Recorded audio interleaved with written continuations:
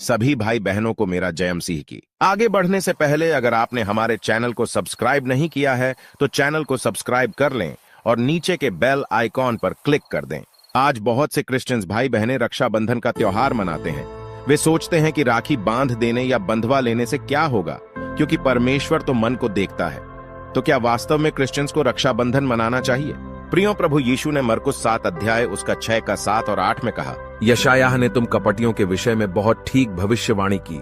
जैसा लिखा है, ये लोग होठों से तो मेरा आदर करते हैं, पर उनका मन मुझसे दूर रहता है, क्योंकि तुम परमेश्वर की आज्ञा को टालकर मनुष्यों की रीतियों को मानते हो। आज भी ठीक उसी रीति से लोग परमेश्वर के बात को न मानकर मनुष्यों के बनाए हुए रीति रिवाज को ज्यादा मानते हैं। मेरे भाई मेरे बहनें, क्या बाइबल में किसी एक जगह भी ऐसा पाया जाता है कि किसी भाई को उसकी बहन ने राखी बांधी हो? पुराने नियम में जब परमेश्वर इस्राएली लोगों से बातें करता था, तब परमेश्वर के दृष्टि में अन्य जाति का कोई महत्व नहीं था, और अन्य जाति परमेश्वर की दृष्टि में मूर्ति पूजक थे।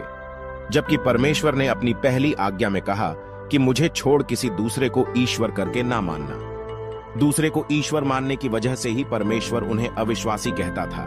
परमेश्वर की दृष्टि में इनका कोई महत्व नहीं है, वो नाश होने के लिए बनाए गए हैं।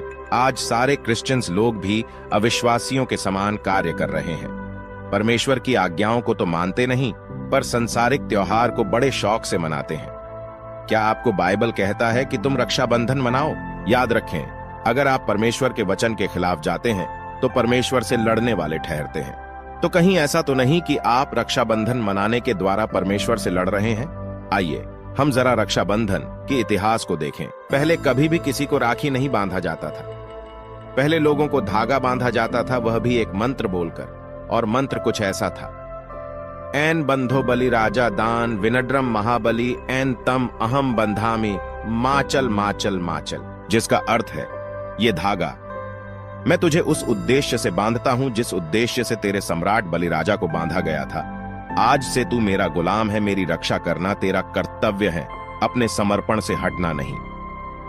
माचल माचल माचल का मतलब जैसे हो वैसे ही रहो, अपने में सुधार मत करो। पुराने समय में ब्राह्मण शूद्रों के घरों में जाकर उन्हें तथाकथित रक्षा सूत्र, जो वास्तव में बंधक सूत्र हैं, बांधते थे, और वे यह रक्षा सूत्र बांधते हैं तो संस्कृत का श्लोक भी पढ़ते हैं, जिसका अर्थ है कि आज से तू मेरा गुलाम है, मेरी रक्षा करना तेरा कर्तव्य है। मतलब राखी गुलामी का निशानी है। पहले एक ब्राह्मण किसी शूद्र अर्थात किसी ST SC OBC को यह कहकर बांधता था कि आज से तुम मेरे गुलाम हो, और मसीही लोग भी आज वही कर रहे हैं। किसी ब्राह्मण जो कि मूर्ति पूजक है के द्वारा बनाए गए रीति रिवाज को मान रहे हैं और उन त्योहारों को करने के द्वारा शैतान के गुलाम हो रहे हैं। आज शैतान भी वही कह रहा है, माचल माचल माचल, हिलो मत हिलो मत हिलो मत, मेरे गुलाम रहो।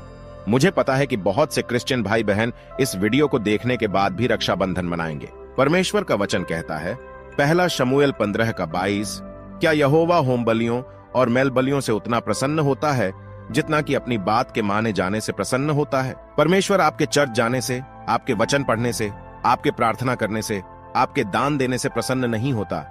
वो तो तब प्रसन्न होता है जब आप उसका बात, जो कि उसका जीवित वचन है, को मानते हैं।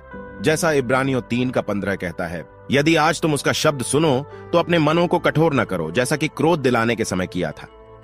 यदि आज आप इस वचन को सुनकर उसका बात मानते हैं तो आप परमेश्वर की संतानें हैं, और अगर नहीं मानते तो आप परमेश्वर से लड़ने वाले हैं।